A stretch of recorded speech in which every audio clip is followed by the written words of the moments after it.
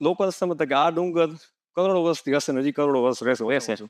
એમાં દર વખતે આજે ઘસાઈ જે અલગ અલગ મિનરલ છે આપણે 2 5 10 નામ જાણતા હોય પણ કુદરતમાં તો કેટલાય હશે એ ધોવાય ને જમીનમાં ક્યાંય ને ક્યાંય ડિસ્ટ્રીબ્યુટ થાય છે ઓટોમેટિક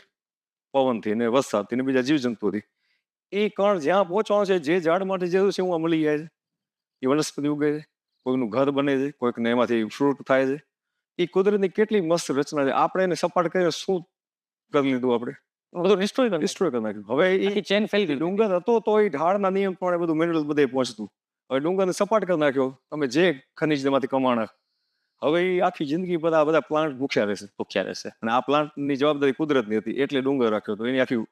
આખી ઇકોસિસ્ટમ ક્રિએટ Yes. થઈ હતી અને એ હજારો લાખો વર્ષે થાય છે એમ આમ નથી થતી નથી થતી હવે એ તમે ડિસ્ટ્રોય કરી નાખી આ સામાન્ય લાલચ દરેકના માટે. એટલે કાંઈ ન કરો એટલે રહેવા દો ને તો એ આખી સિસ્ટમ હાલે રાખશે આ કોઈને પાણી નથી પીવડાવતા એ એક વરસાદનું પાણી પીવીને જીવે છે જીવે છે.